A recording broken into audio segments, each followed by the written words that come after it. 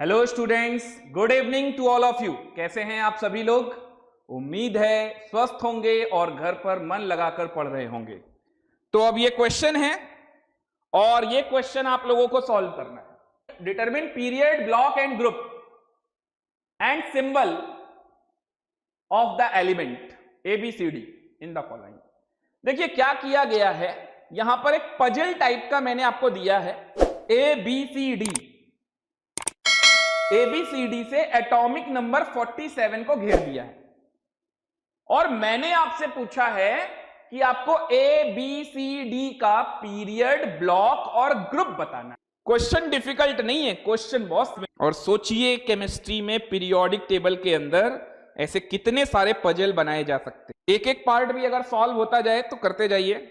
Answer ऐसे ही लिखना है आपको। आंसर कैसे लिखना है मैं बता दूं। ए के लिए क्या लिखना है, ऐसे बना लीजिए, पीरियड, ब्लॉक और ग्रुप। तो आप ए मेंशन करके, बी मेंशन करके पूरा अपना आंसर देते जाइएगा। देखिए सवाल को सॉल्व करने के तरीके क्या हैं। मैंने आपसे पहले दिन भी कहा था, अगर आपको पीरियोडिक टेबल लर्न होगी तो इसका फायदा आपको बहुत मिलेगा।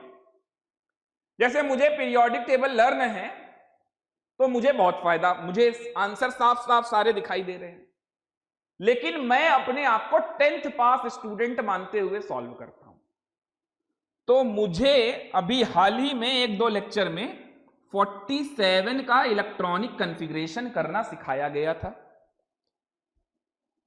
4s2 3d10, ये 30 हो गया है ना। फिर क्या लिखना है, और इसी तरीके से और आगे बढ़ते जाएंगे। मैं बहुत लंबा चौड़ा नहीं खींचना चाहता हूं। तो ये 5s1 4d10 आ जाएगा, क्योंकि ये एक्सेप्शन केस है। क्योंकि S2d9 हो रहा था तो मुझे सिखाया गया था जब भी S2d9 हो तो S1d10 कर दिया करो। और आप लोगों को बता दूं कि ये 47 सिल्वर होता है। अब सोचिए, मुझे मालूम है सिल्वर है तो कितना आसान है, ऊपर का कॉपर है, ये नीचे का गोल्ड है ना। फिर इसके बगल में यहां पर जहां कुछ नहीं लिखा है ये जिंक है, ये नीचे कैडमियम है, उसके नीचे मरकरी है। सब कुछ पजल सॉल्व होता जा रहा है, क्योंकि पीरियोडिक टेबल अगर लर्न है तो सब कुछ दिखने लग रहा है, तो टाइम बच रहा है। नहीं लर्न है तो क्या पेपर में क्वेश्चन छोड़ देंगे? ऐसा थोड़ी ना करेंगे, क्वेश्चन तो अभी भी करेंगे। ये आ गया हमारे पास, है ना। तो अगर आप इससे ही सोचिए, इसके बारे में तो कुछ पता ही नहीं करना। इसका हाईएस्ट नंबर क्या है? 5, यानी ये 5th पीरियड का है, यानी ये 5th पीरियड का है। इसका ब्लॉक डी है और इसका ग्रुप नंबर 11 है। तो सोचिए इस लाइन में जितने भी होंगे सबका ग्रुप क्या होगा? 11। तो ए और डी दोनों के लिए ग्रुप क्या होगा? 11। ए और डी दोनों के लिए ग्रुप क्या होगा? 11। अच्छा, ए और डी दोनों का ब्लॉक भी क्या होगा? ए और डी दोनों का ब्लॉक भी क्या होगा? D block. ये डी ब्लॉक एलिमेंट है। समझ में आ रहा है? बिल्कुल सिंपल तरीके से सॉल्व कर रहा हूं। अब बात आती है पीरियड की। तो देखिए ये सिल्वर वाले का पीरियड कौन सा है? 5th। तो ऊपर वाले का पीरियड कौन सा होगा? 4th। ए वाले का पीरियड कौन सा होगा? 4th। ये 5th और ये वाले का 6th, तो इसका पीरियड कौन सा हो जाएगा? 6th। समझ में आया? क्लियर हुआ? चलिए अब ये समझिए, जो पीरियड इसका है वही पीरियड तो इस सीरीज में ही सबका होगा, तो इन सबका भी पीरियड वही होगा। यानी बी वाले के लिए पीरियड क्या आ रहा है? 5।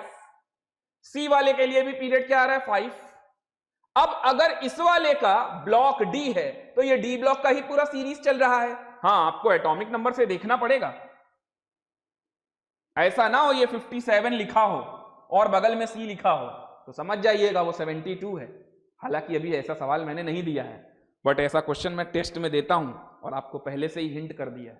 चलिए, तो अगर इस वाले का ब्लॉक डी है तो वही डी ब्लॉक इसका, डी ब्लॉक इसका, तो दोनों का ही डी ब्लॉक।